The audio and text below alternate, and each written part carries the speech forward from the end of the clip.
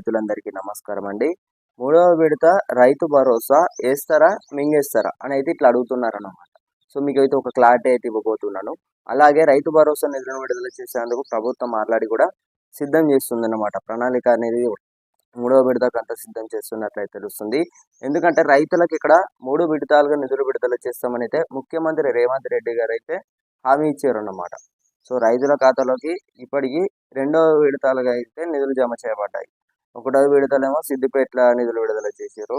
రెండవ విడతలేమో జయశంకర్ భూపాలపల్లి జిల్లా మంత్రి నియోజకవర్గం కాటారం ఒక గ్రామంలో వచ్చేసి కూడా నిధులు విడుదల చేసిన సంగతి తెలిసిందే. సో ఇప్పుడు మూడవ విడతలో చూసుకున్నట్లయితే ఒక సభ కూడా నిర్వహించబోతున్నట్లయితే తెలుస్తుంది అన్నమాట. ఎందుకంటే తెలంగాణలో ఇటీవల చూసుకున్నట్లయితే మన పొలిటికల్ హీట్ అనేది ఎడికింది. సో వరంగల్లో మొన్న కేటీఆర్ గారు అయితే సభ పెట్టారు.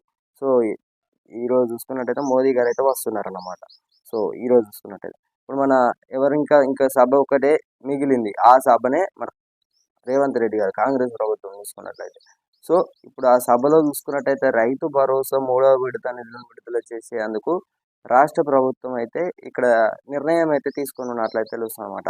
ఎందుకంటే ఇక్కడ మనకు సభల ద్వారా నిధులు విడుదల చేశారు కాబట్టి ఇక్కడ మూడవ విడత కూడా సభల ద్వారానే నిధులు విడుదల చేయాల్సి ఆలోచన ఉన్నట్లయితే ప్రభుత్వం ఒక ఏకాగ్రీయ నిర్ణయం అయితే తీసుకోవడం అయితే జరిగినట్లయితే సమాచారం అన్నమాట.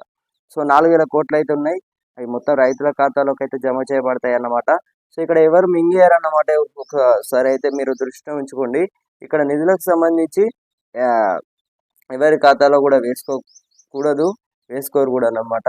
సో ఇక్కడ రైతులకు రావాల్సిన మొత్తం 9,000 కోట్లు ఏవైతే ఉన్నాయో ఆర్బీఐతో లెక్కింపి మొత్తం చూసుకున్నట్టయితే ఆర్బీఐతో చెల్లింపులు అనేవి కూడా బ్యాంకుల ద్వారా కూడా చెల్లింపులు అనేవి కూడా రైతుల ఖాతాలోకి అయితే బటన్ నొక్కి ఇక్కడ ఒకటోసారి కట్టుకొత్తారు, రెండోసారి కట్టుకొత్తారు, మూడోసారి కట్టుకొస్తారా లేదా అనేది ఇక్కడ రైతులు బలంగా ఎదురు చూస్తున్నారన్నమాట.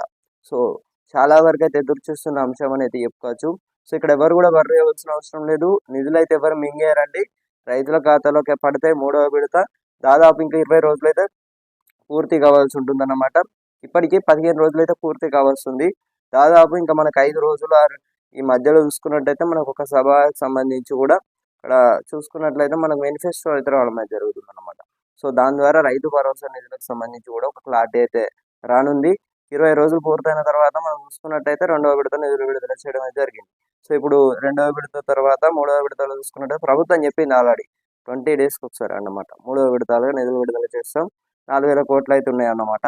ఈ యొక్క 4,000 కోట్లు అనేవి రైతుల ఖాతాలోకి అయితే జమ చేయబడతాయి అని అయితే ముఖ్యమంత్రి రేవంత్ రెడ్డి గారు అయితే రైతులకు హామీ ఇచ్చిన సంగతి తెలిసిందనమాట. సో ఇదన్నమాట ఇన్ఫర్మేషన్. అందరికీ కూడా అమౌంట్ అయితే పడనుంది. 10 ఎకరాల వరకు అయితే లబ్ధి పొందనున్నారన్నమాట. సో తోటి రైతులందరికీ కూడా వెంటనే షేర్ చేయగలరు. మళ్ళీ కలుసుకుందాం.